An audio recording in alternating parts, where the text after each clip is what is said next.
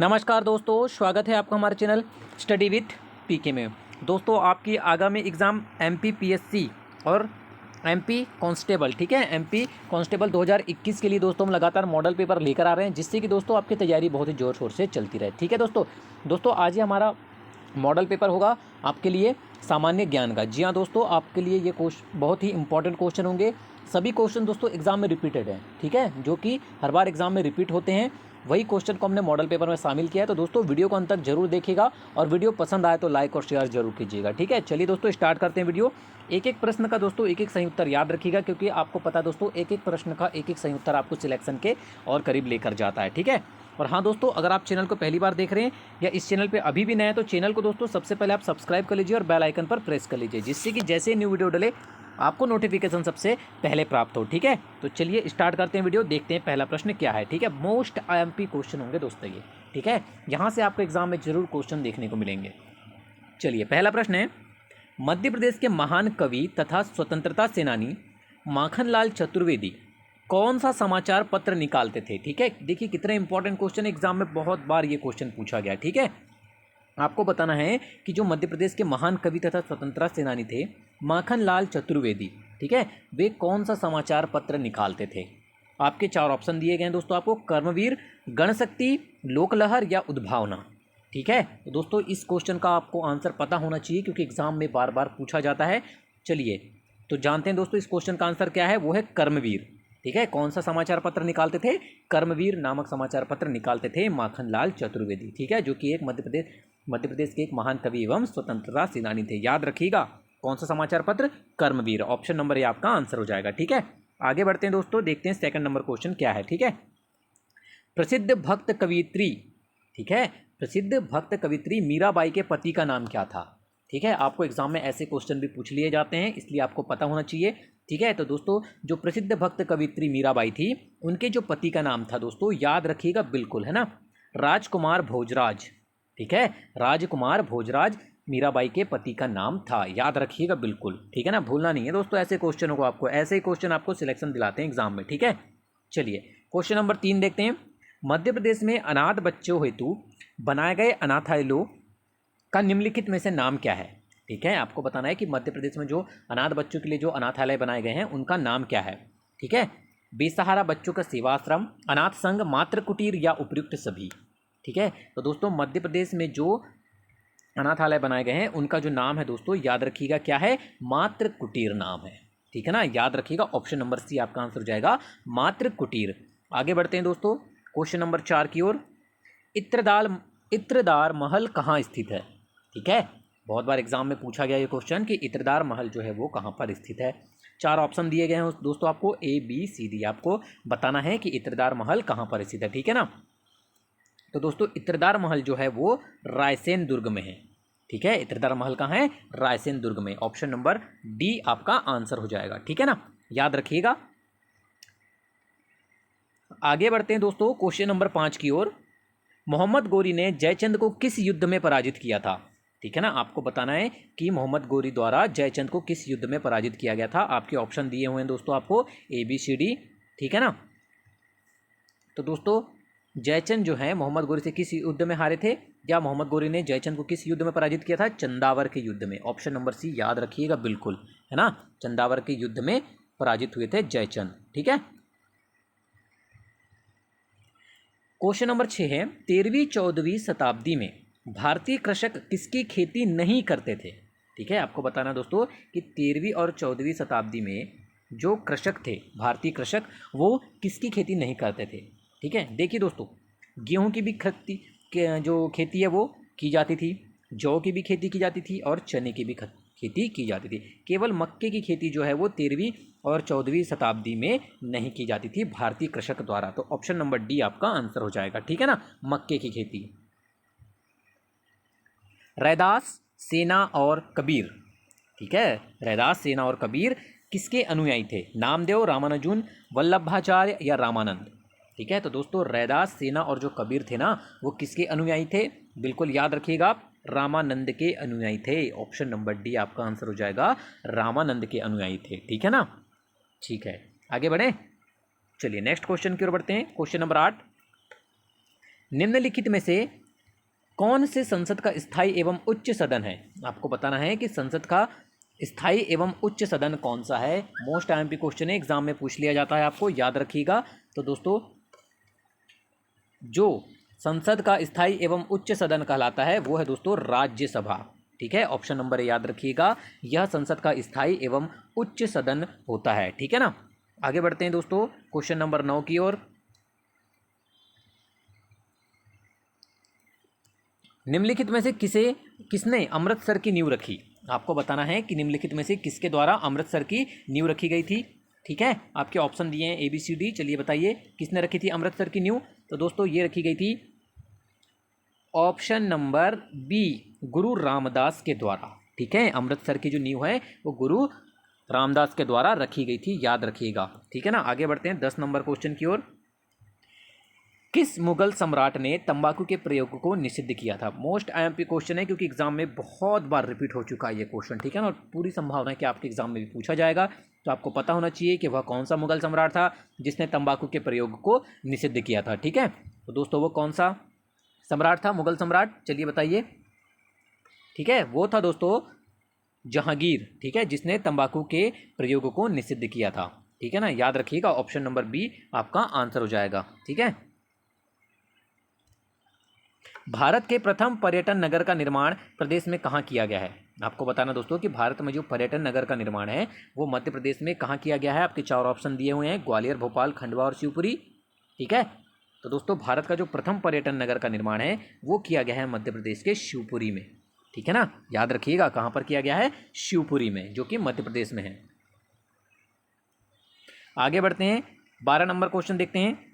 मध्य प्रदेश का सौर ऊर्जा से चलने वाला प्रथम टीवी किस ग्राम में लगाया गया? मोस्ट आईएमपी क्वेश्चन है, आपको बताना है कि मध्य प्रदेश का सौर ऊर्जा से चलने वाला जो प्रथम टीवी है वो किस ग्राम में लगाया गया, आपको पता होना चाहिए दोस्तों। आपके 4 ऑप्शन दिए हुए हैं ABCD, चलिए जल्दी बताइए किस ग्राम में लगाया गया है। ये लगाया गया दोस्तों रूपगढ़ी, जो कि ग्वालियर में है आपका। यहाँ पर सौर ऊर्जा से चलने वाला प्रथम टीवी लगाया गया है। ठीक है,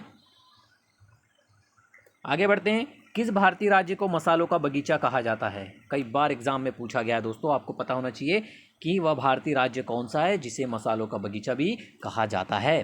ठीक है ना, या आपको, ठीक है, तो वो है दोस्तों आपका केरल राज्य। ठीक है, यहाँ पर मसाले बहुत अधिक मात्रा में होते हैं, इसलिए इसे मसालों का बगीचा भी कहा जाता है केरल राज्य को। ठीक है ना, याद रखिएगा।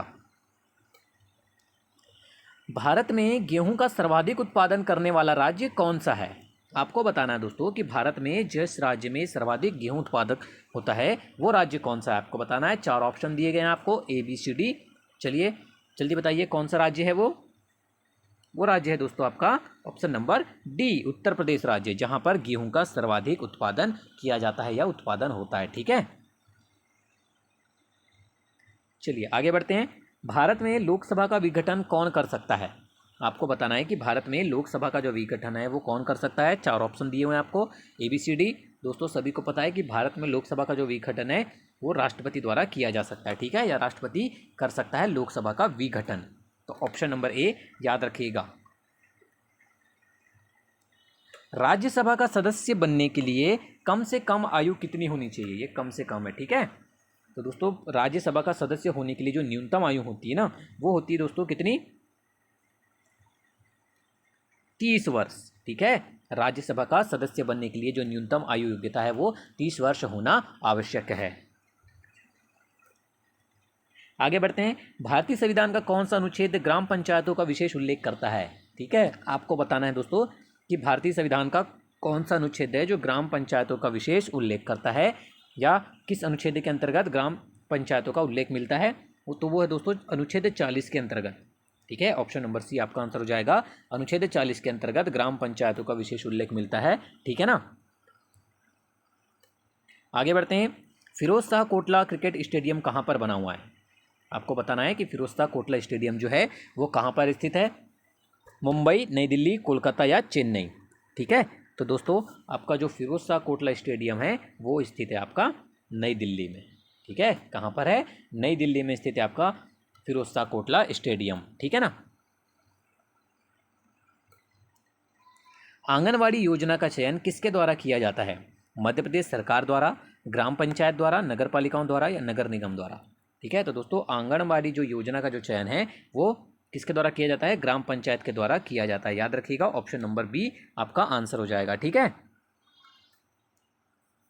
आगे बढ़ते हैं। निम्न में से कौन सी नदी यमुना में नहीं मिलती है? चंबल, बेतवा, सोन या काली सिंधु। ठीक है, तो दोस्तों निम्नलिखित में से जो नदी यमुना में नहीं मिलती है वो नदी का नाम है सोन नदी। ठीक है, बाकी तीनों ही नदियाँ आपकी यमुना नदी में मिलती है, बस सोन नदी जो है वो यमुना में नहीं मिलती है। जंगल सत्याग्रह किन लोगों ने चलाया था? मोस्ट आईएमपी क्वेश्चन है, आपको बताना है कि जंगल सत्याग्रह किन लोगों के द्वारा चलाया गया था। ठीक है, तो दोस्तों ये चलाया गया था, याद रखिएगा, बैतूल जिले के घोड़ा डोगरी के आदिवासियों ने चलाया था। ठीक है, बैतूल जिले के घोड़ा डोगरी के आदिवासियों ने जंगल सत्याग्रह चलाया था। और कब पूछा जाएगा आपको? तो 1930 में, ये भी याद रखना है आपको। ठीक है ना, बहुत ही अच्छा क्वेश्चन है एग्जाम के लिए। आगे बढ़ते हैं दोस्तों 22 नंबर क्वेश्चन की ओर। द्रोणाचार्य पुरस्कार किन व्यक्तियों को दिए जाते हैं? ठीक है, द्रोणाचार्य जो पुरस्कार है दोस्तों, आपको पुरस्कार से रिलेटेड एग्जाम में क्वेश्चन जरूर देखने को मिलेंगे। तो द्रोणाचार्य पुरस्कार जो होते हैं दोस्तों वो प्रशिक्षक को दिए जाते हैं। ठीक है, जो प्रशिक्षक होते हैं उन्हें द्रोणाचार्य पुरस्कार प्रदान किया जाता है। ठीक है, चलिए आगे बढ़ते हैं। संसद की संयुक्त बैठक की अध्यक्षता कौन करता है? अब आपको बताना है कि संसद की जो संयुक्त बैठक होती है इसकी जो अध्यक्षता है वो किसके द्वारा की जाती है? तो याद रखिएगा दोस्तों, ये की जाती है लोकसभा स्पीकर के द्वारा। ठीक है, संसद की जो संयुक्त बैठक होती है वो लोकसभा स्पीकर के द्वारा की जाती है। ठीक है, आगे बढ़ते हैं। अलाउद्दीन खिलजी ने किस हिंदू शासक को राय रायन की उपाधि दी? मोस्ट आईएमपी क्वेश्चन है, रिपीटेड क्वेश्चन है, लगभग हर बार एग्जाम में पूछा जाता है, बिल्कुल एज इट इज क्वेश्चन आता है, रट लीजिएगा कि अलाउद्दीन खिलजी ने जिस हिंदू शासक को राय रायन की उपाधि दी थी वो हिंदू शासक थे दोस्तों रामचंद्र देव। ठीक है, कौन थे? रामचंद्र देव थे जिन्हें राय रायन की उपाधि प्राप्त हुई थी। ठीक है ना, 25 नंबर क्वेश्चन की ओर बढ़ते हैं।